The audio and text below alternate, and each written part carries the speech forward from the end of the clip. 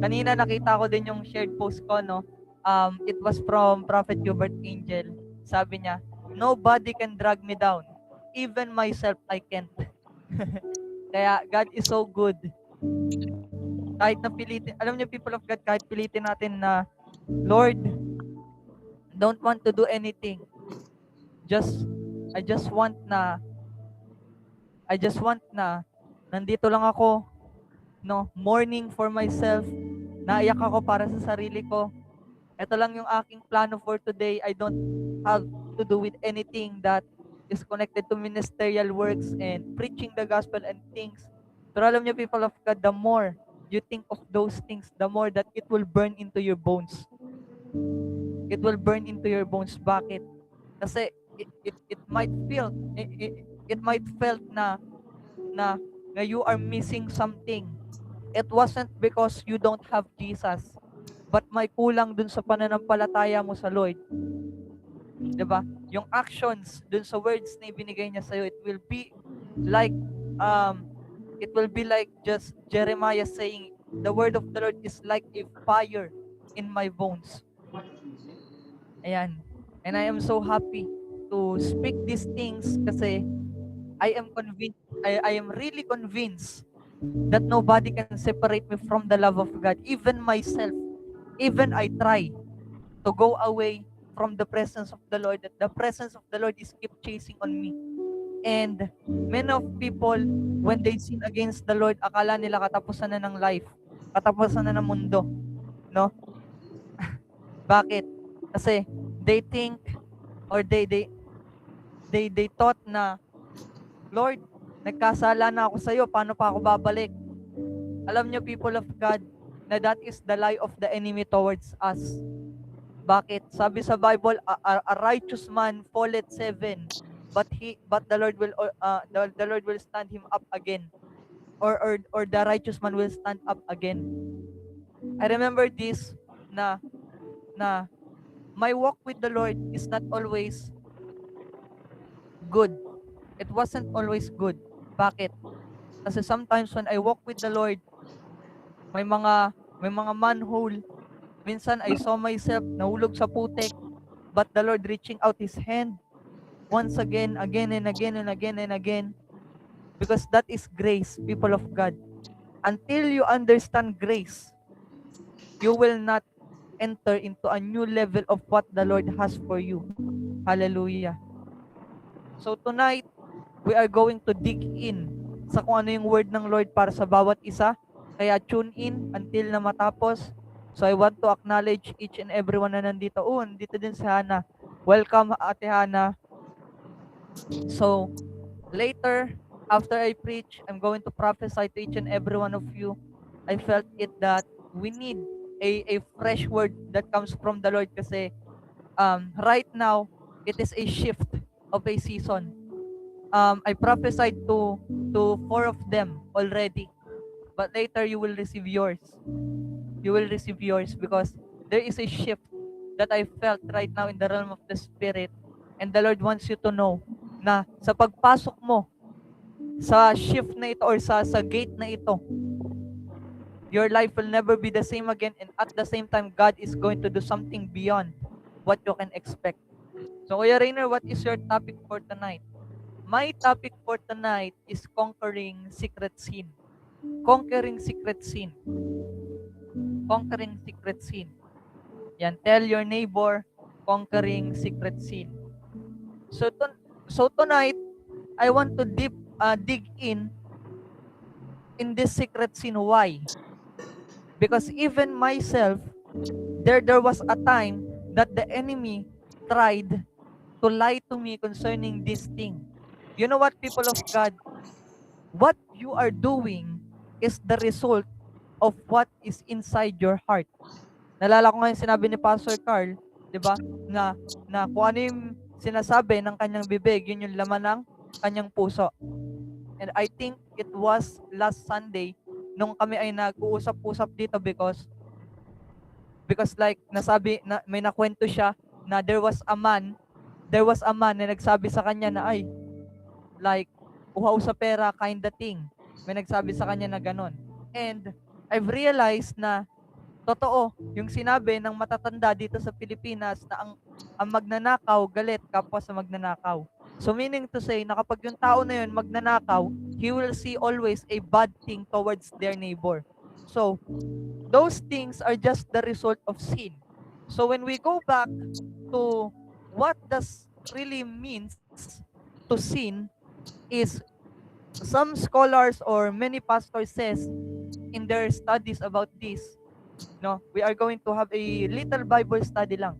Sin just means na, for example, kapag ikaw ay nag-archery, if you are in the archery field, there is a moment that when you miss the mark, they will shout, sin, sin. Meaning to say, di ba, sumala, sumala. And when I was wondering about that word sin, naisip ko sa Tagalog, ang ibig sabihin nun, nagkasala. Nagkasala, it doesn't mean that you do evil. Because you can sin, remember, pwede kang magkasala kahit mabuti ang ginagawa mo. Yes. Because there is a good way, a bad way, a evil way, and there is God way. So meaning to say, you can still sin even you do good. In the Bible, it says there na yung Ark of Covenant ng Lord, merong isang natalisod na servant nagbubuhat ng Ark of Covenant, and there was a young boy, and his heart is very pure when it comes to the Lord. So ngayon, pataob na yung Ark of Covenant, and anong nangyari is this. The young man, sinalo niya yung Ark of Covenant, and yung batang lalaki na yon, instead na matulungan niya yung mga priest na nagbubuhat ng Ark of Covenant, namatay. Bakit? Dahil gumawa siya ng mabuti? Hindi. Dahil nagkasala siya. Kahit mabuti yung intensyon niya. Amen? Makikiheart nga po kung gets po natin. And for those people na nandito, makikiheart po. Ayan. So, feeling ko dalawa lang nakakaget sa akin tonight. Am I preaching to myself or am I preaching to you now? Yan, thank you so much, people of God.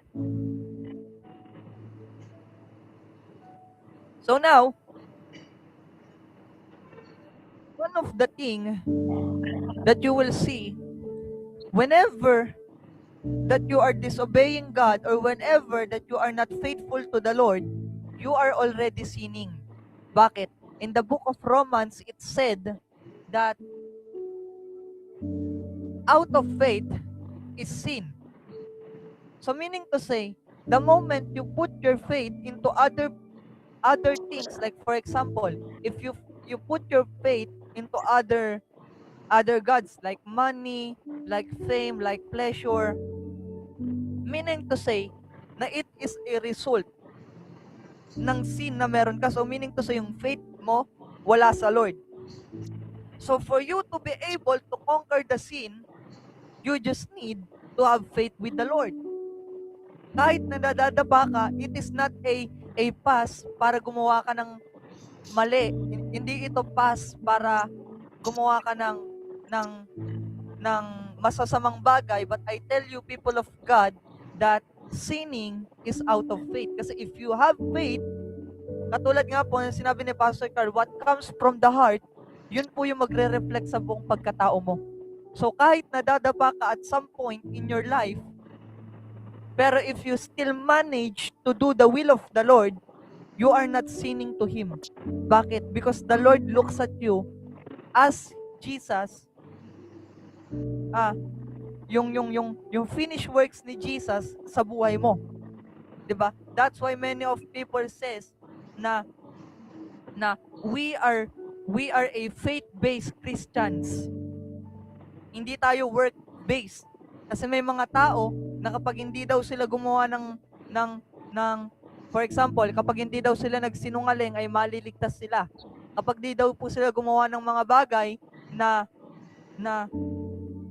like for example, kapag di sila nangalunya, hindi sila nanonood ng pornography, hindi sila nag-masturbate, ay maliligtas sila. But you know, people of God, that it was the doctrine of the devil because you are putting your salvation into works. But in fact, the salvation that we earn from the Lord Jesus Christ is whosoever believeth in Him shall not perish but will have eternal lives. So meaning to say that morality cannot save you.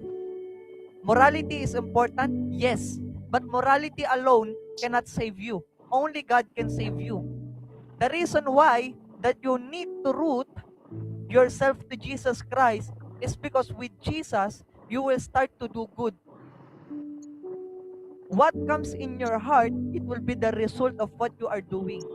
Yun yung magre-resulta nung ano yung ginagawa mo. Amen? So now, na whenever I come into a place that I felt that I'm in my darkest moment, that's when I've realized na God is so good. God is really, really, really good. Kasi, if He is not good to us, people of God, di ba, matagal na tayong natusta. Sa init ng Pilipinas, doble pa po ang impyerno or triple pa or quadruple pa ang init sa impyerno. Pero I thank God for that grace. Di ba? We thank God for that grace that He poured out in us that we need to rely in it.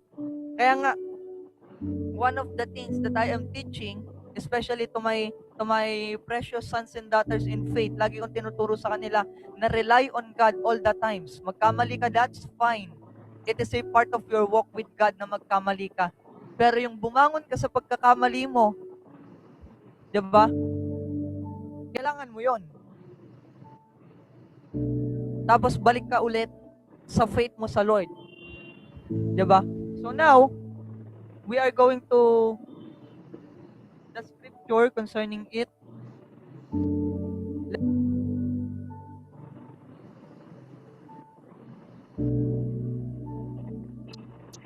The book of Romans. I think I'm gonna switch it na dito. Romans 8, verse 35 to 39. Romans 8, 35 to 39. It says here,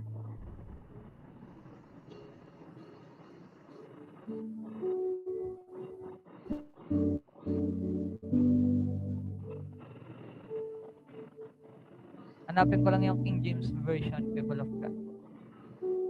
Leprania masakina masuradama namanae.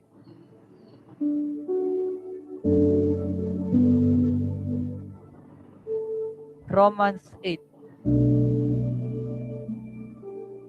Okay, eto. Sabi dito sa 35, simulan natin. Who shall separate us from the love of Christ? Shall tribulation, or distress, or persecution, or famine, or nakedness, or peril, or sword? As it is written, for thy sake we are killed all the day long, we are accounted as a sheep for the slaughter. Nay, in all these things we are more than conquerors through him that loved us. For I am persuaded that neither death, nor life, nor angels, nor principalities, nor power, nor things present, nor things to come. Imagine, people of God, in 38, sabi dito, na nor things present, yung kasalukuyan na nangyayari, nor things to come, or even sa future, nor height, nor depth, nor any other creature shall be able to separate us from the love of God, which is in Christ Jesus, our Lord. So meaning to say, people of God, that the only thing that you can conquer the hidden sin in our life is through God's love.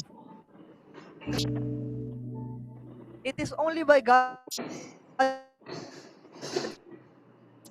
love for you to overcome every love cover us multitude of sins. So meaning to say na I'm not saying na go and sin, go and do adultery, go and do masturbation. I'm not telling you that. But I'm telling you that the more that you receive God's love towards your life is the moment that you will realize na, Lord, I don't like these things happening to me.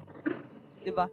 Kaya sometimes, naalala ko, nung there was a testimony, yung testimony ng MD namin one time, na yung regarding sa alak, diba? Nagulat na lang ako kasi he once speak that thing na yung desire niya about dun sa alak na yun ay wala. Nawala. Start nung nakakilala siya sa Panginoon. So meaning to say, people of God, that those things that your flesh desires, when you start to understand that Jesus loves you, Jesus rescued you, doon mo makikita na, Lord, I don't have desire in it. Even sometimes our flesh is speaking. You can now separate yourself from your flesh into your spirit. Kasi remember, people of God, na there are two kinds of you. There are two kinds of you. The one that need to die daily and the one that needs to be resurrected. Yung the one who needs to die daily is our flesh.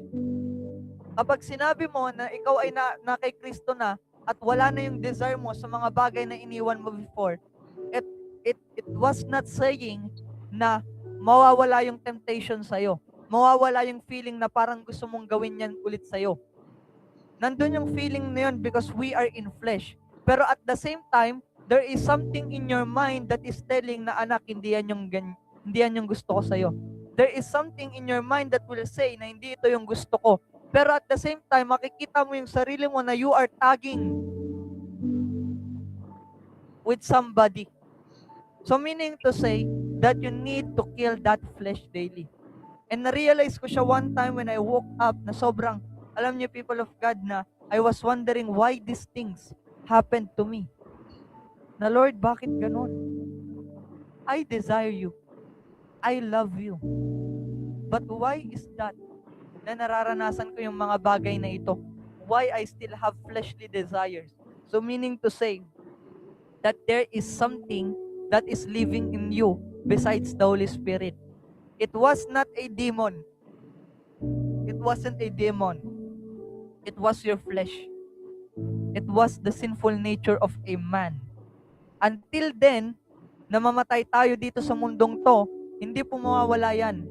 Kaya mapapansin mo na kahit ayaw mo nang maging magagalitan, may mga point na kapag lalo kang lumalapit sa Lord, lalo kang natitrigger na magalit kasi may mga bagay na nakakagalit talaga.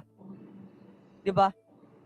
Na masasabi mo na, Lord, bakit andito na naman ito? It is because there is something living in you.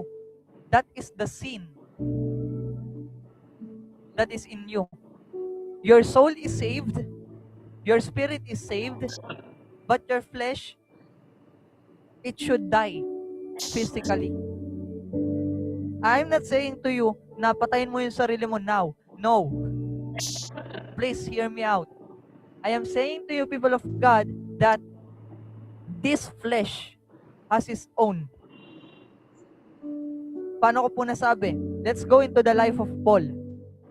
Paul said that I do the things I wanna do and the things I don't wanna do, I do. So meaning to say that Paul, sometimes, kung titignan nyo sa eyes of human, Paul sinned. But Paul is a powerful apostle of God. Why?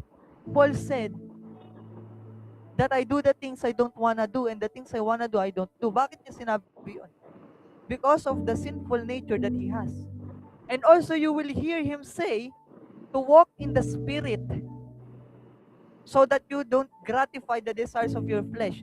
So ngayon, naalala ko one time, no, I was talking to a friend na doon ko na-realize na ang season namin is nasa purifying season. Purifying season. Bakit? Kasi we need to kill the flesh daily. I die for the sake of Jesus daily. 'Di ba? Make it a personal thing in you. Say to yourself, I die for the sake of Jesus daily. 'Di ba? Kasi you know, people of God, na it will arise. It will arise whenever it wants. But the goal here, people, is to empower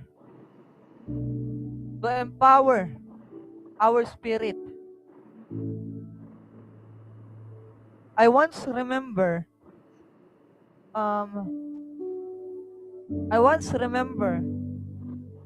na itong topic dito na natutunan ko way back 2 years ago, yung regarding sa inner man. What does inner man means? Yung spirit natin. Because bukod sa Holy Spirit, we have a human spirit. It also comes from the Lord. Kaya makikita nyo, David said that arise in me a renewed spirit. So meaning to say, David knew that there is a spirit bukod sa Holy Spirit. Yung spirit na yun, it is yung nag-activate ng kanyang soul at body. Kasi kung wala kang spirit na yun, you don't have life because the spirit gives life. Now, for you to be empowered, or for your flesh, or for your spirit, rather, for your spirit to be empowered, you need what?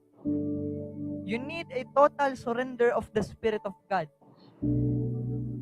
Because your spirit and the Spirit of God works together. Your spirit is willing. Jesus said, your spirit is willing, but the flesh is weak. So meaning to say that we need to feed our spirit so that we cannot gratify the lust of our flesh. Kaya, that's when I start realizing that reading the Bible is good and praying a lot is good. Pero if there is no spiritual content with what I am doing, it's nothing. That's why I need the Holy Spirit to reveal what should I do so that yung aking spirit ay ma-empower, so hindi niya mag-gratify yung flesh ng desire ng kanyang flesh. Diba? Kasi people of God, remember this. You are a middleman. You are a middleman. You are a middleman. Kapag malakas ang flesh, hahatakin ka ng flesh, masasama spirit mo. Kapag malakas ang spirit, mahatak mo ang flesh. One of the things that you will see, that if that person is fleshly, kahit sila ay nasa church, is that person condemns a lot. That person, when they look into a man of God, they will say that this is working for the devil. Diba nakita mo, for example, si Apostle Carl nagpagaling. And me, if I am carnal, I will say that you are using the power of the devil. Katulad niyan, diba? Last time when Apostle Catherine Creek went in the Philippines, many people said that, this person, I hear the Holy Spirit says that Apostle Catherine Creek was a demonic. Maraming tao nagsasabi nun. But you can see that Apostle Catherine Creek speaking grace, yung doctrine niya is Jesus is Lord. Diba? How can a devil, diba? Hindi nyo makikita na kapag dinemonstrate sa inyo ang power na yan, ay sa Lord na or sa demonyo. Kaya nga nalilito ang mga tao sa Book of Revelation na merong sasamba dun sa Diyos na yun, merong sasamba dun sa I don't know what that figure is, pero naghihimala. Bakit sila sumamba dun? Because they are looking only on the power, not on the doctrine. Diba? The doctrine of Jesus is Lord, Jesus died and resurrected to save you. And when I look at Apostle Catherine Creek, sabi ko, sige nga, i-measure ko nga. I want to test her. I want to test. Hindi ko tinest yung healing power niya, delivering power. Wala akong pakialam doon. I test the doctrine. Okay. Catherine Creek says that Jesus is Lord. Jesus can set you free. This woman is truly from God. Kasi si Jesus, sabi niya that there is no devil that will speak of the name of Jesus.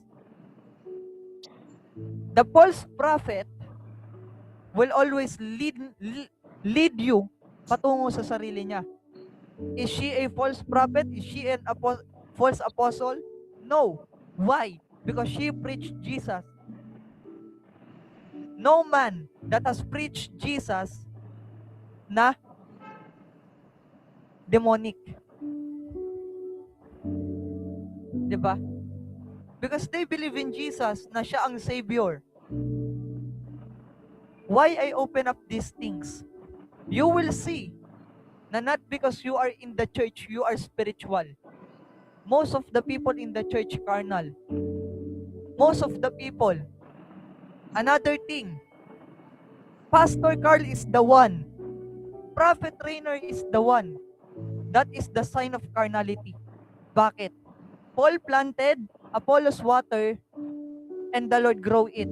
So meaning to say, if that person, if Pastor Carl has a walking the Jesus Road ministry, and I am listening to it, and the Lord sent me to listen to him, that's fine. Because the Lord called me to listen to him. But if I am preaching in life ministry and some of my people listening to me, it is their conviction.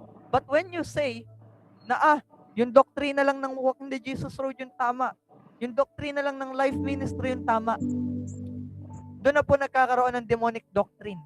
Because they proclaim the church and not Jesus himself. And that is the other thing that you will see if you yourself carnal or not carnal. If you can see that if you are spiritual or non-spiritual, na kapag sinabi mo na atong tao na to mali, atong tao na to tama, pero hindi mo alam na parehas naman sila ng tama, magkaiba lang sila ng perspective in life. 'Di ba? My prophecy is different to Prophet Nehemiah's prophecy. I can prophesy like he prophesied. And he can prophesy like how I do it. But the difference is, I don't do what he is doing. Bakit? Kasi hindi naman ako tinawag ng Lord dun eh. If I compare myself to him, I am sinning against God. Bakit? Kasi yung faith ko, wala na sa akin, nandun na sa tao. 'Di ba? So itong mga bagay na to is just example for us to know if we are walking in our flesh or we are walking in the spirit. Kasi imagine, 'di ba? Lagi nangyayari. Katulad nito nung nag-revival retreat Batangas kami. Nabalitaan ko na hindi sila pinayagan ng mga bishops and higher ups sa Christianity, yung mga so-called mega churches and stops. Bakit? Kasi nakikita nila bata yung mga magpe-preach. Pero hindi nila alam na yung buong court na yon na puno ng mga kabataan na tinatawag nilang, 'di ba? Yung mga binabata nila nakapag-fill out ng buong court na yon, and many of them na saved. 'Di ba? Even me, nagulat pa nga ako sa mga taong nandun. Kasi some of them kilala ko, some of them not. Many responded to the altar call. Many received the fire of the Holy Spirit that very day. And I've realized, people of God, na when we start to look into the carnal things, yun yung magiging lifestyle natin. Kaya your focus is very important. Why Apostle Paul said in the book of Romans na walang makakapag-separate sa atin sa pagmamahal ng Lord? Kasi nakafocus tayo sa kasalanan natin all the time. Nakafocus tayo sa pagiging unfaithful natin instead dun sa faithfulness ng Lord. Hindi po ba? How many of you or how many of us na lagi lang natin nakikita yung kasalanan natin? Be honest. Lagi lang natin nakikita yung kasalanan natin. Diba? Even me, I always see my sin. I forgot to look upon the Lord. And that is the greatest sin that I can do. Na parang sinasabi ko kay Lord na, Lord, wala palang kwenta yung ginawa mo sa cross. Amen? Because that's it. Out of faith na po siya. Pero Paul reminded us that there is no thing, no entities, no situation can separate you from the love of God. And kapag nag-focus ka sa love ni Jesus, you will start to do what He wants you to do. You will start to acknowledge Him. You will start to walk with Him, by Him, and in Him. At marirealize mo na you've changed a lot. Hindi mo mapapansin yung dating ikaw. Kahit na madapa ka, kahit na yung kasalanan mo before na tinigilan mo na pag nagawa mo, at naibalik mo yung sight mo sa Lord, makakalimutan mo na siya agad. Hindi ka makokondemn. Bakit? Because you are focused on God's love. I am not saying that go and sin. I am saying that focus on God. Diba? And in that moment, you conquer the hidden sin that you are doing. Kasi kaya mo lang naman nagagawa ang isang bagay because you are too focused in it. And katulad nga ng palagi kong sinasabi, dyan ako pinurga ni Lord. Diba?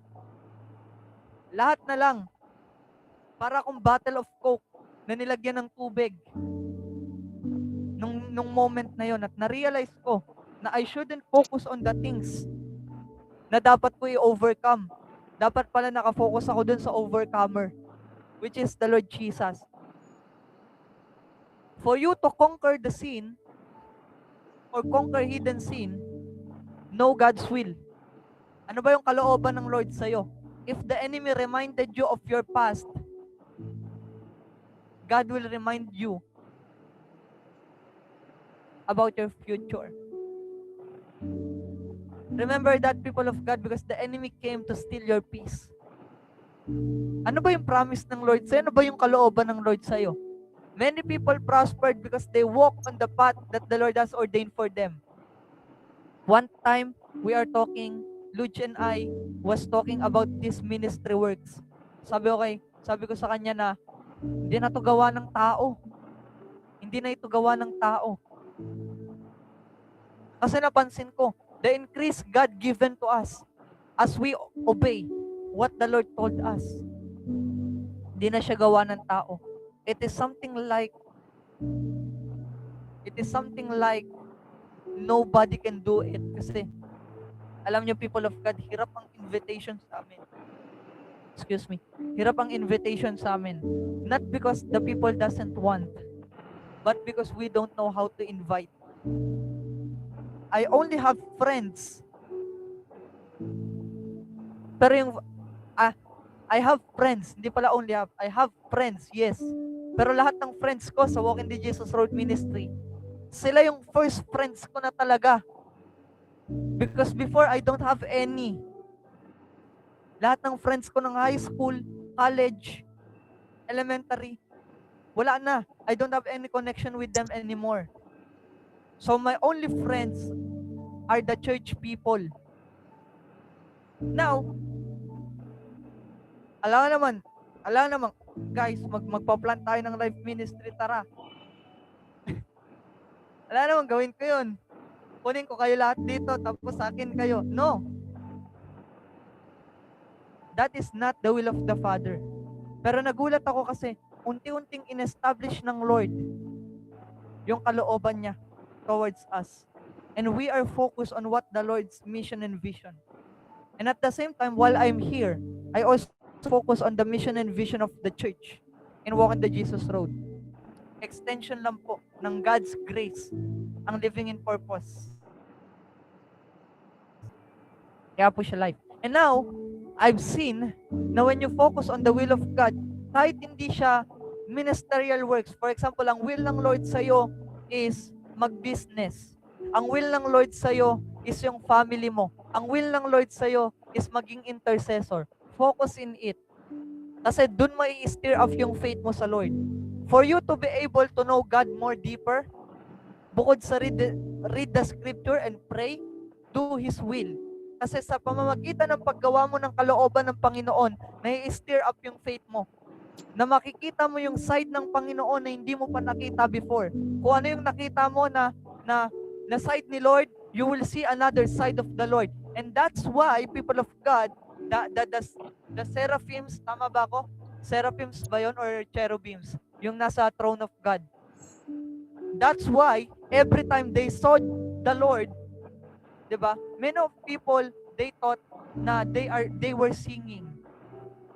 They were singing. No, they are just worshiping the Lord, saying, Holy, holy, holy. But in reality, those cherubims, every time na nakikita nila yung glory ng Lord, Nagugulat sila. Kasi endless yung glory ng Lord. Endless yung face ng Lord. Endless na lang nakikita kung ano yung itsura ng Lord. Kaya nagugulat sila. That's why they are shouting, Holy! Lagi silang nagugulat sa Lord kasi another side of the Lord they know. Another thing, bago na naman ulit, and endless pong nagbabago si Lord. Endless po. That's why they are crying out, Holy, holy, holy is the Lord God Almighty. The earth is filled with His glory. That's why they are speaking, Holy. Diba, pagka nagugulat ka, you repeat the same word that you have said. Minsan, kapag nakikinig ako, tas nahulog yung ballpen ko, nare-repeat ko kung ano yung sinasabi nila. Because I am paying attention. So meaning to say, if you pay attention on it, you will start to acknowledge it. You will start to do centered focus on what the Lord wants you to do. Alam niyo, masturbation is not the greatest sin. Pornography is not the greater sin. Stealing is not the greater sin.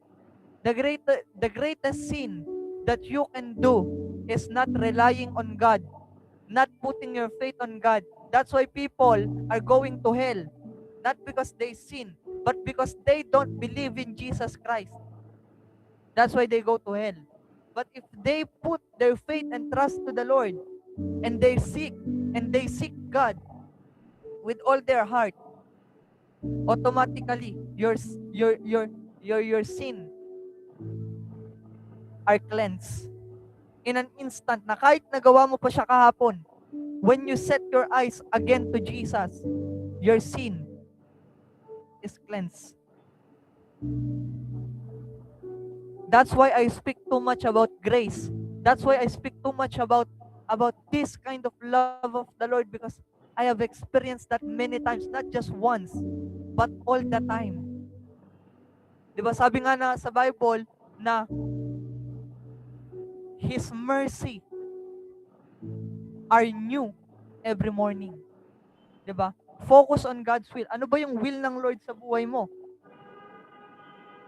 Diba? Kapag alam mo yung will ng Lord sa buhay mo, you can center your attention on it. Next thing, the second key point is knowing God's heart.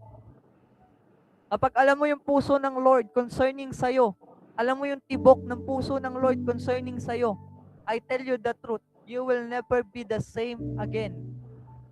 You will never be the same again. You will never be the same again. Hallelujah.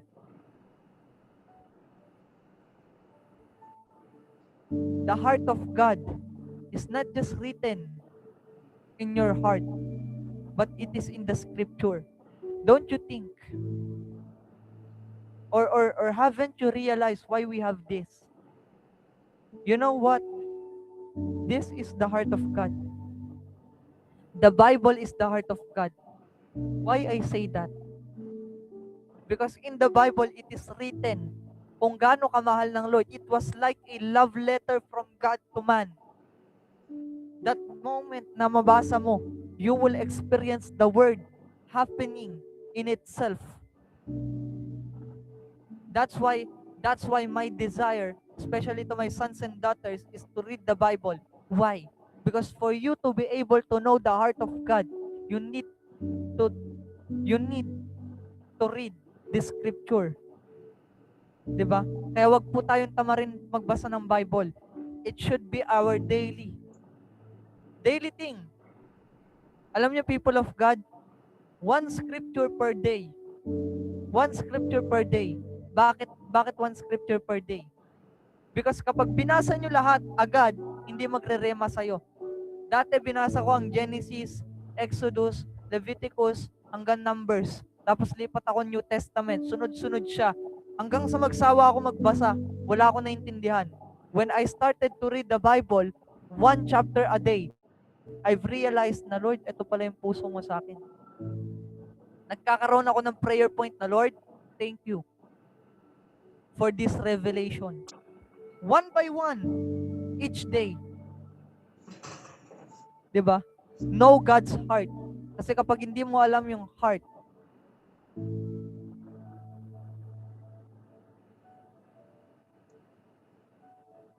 kapag hindi mo alam yung heart ng Lord, you will struggle in sin. You will struggle. Alam niyo, people of God, those people that are thinking na, Lord, baka sobra na ako sa'yo.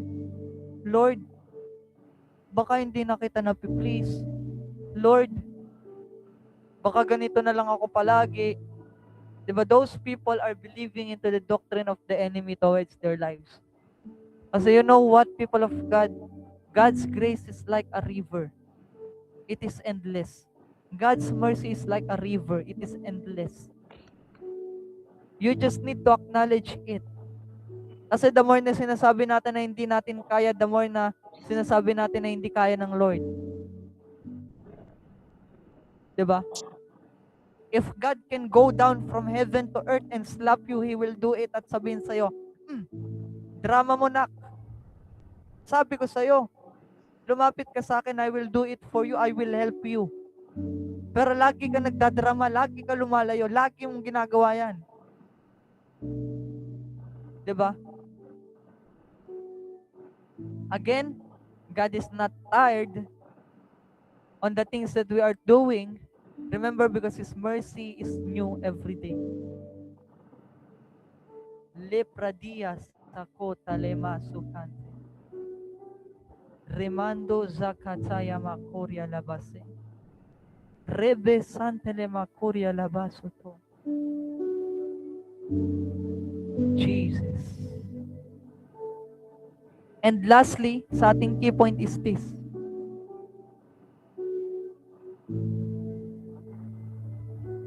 Knowing God Himself. Hindi pwedeng alam mo yung kalooban ng Lord, alam mo yung puso ng Diyos, pero hindi mo kilala yung Diyos. Sinong Diyos yan, kaibigan? Desire God. Desire God. It doesn't need a broad explanation about these things, but it is a challenge for us, or it is a thing that we need to do as a believer. I don't care kung minister ka na matagal ng panahon or nauna ka sa akin maging Christian, but we have the same thing to do. To desire God daily in our lives. Do not let yourself na hindi mo i-desire si Lord. Desire God. Always desire God. Yan yung mga practical key points for you and for us not to give in into that secret sin that we are doing before. Kaya lang naman natin nagagawa yan because we focus in sin. What if focus on God? Is there any room for sin para sa ating buhay if we focus in God? Focus in things that He wants us to do? Focus on knowing Him?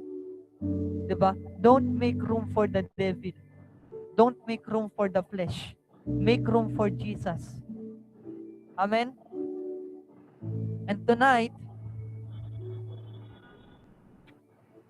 I would like to speak what the Lord is going to do for each and every one of us. Rakase isatia makonteleman. Yes, Lord. Are you still there, Hannah? Comment. Kung nandyan ka, Hannah, comment.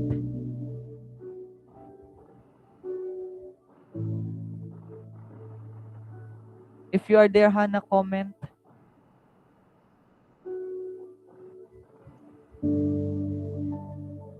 Ayun. So now, while I am preaching, sabihin nito, kaka-prophesy mo lang sa akin last time, prophetic word na naman ulit, na this is all about, okay na ba yung OJT mo? May I know if okay na ba yung OJT mo? What's up? What's up with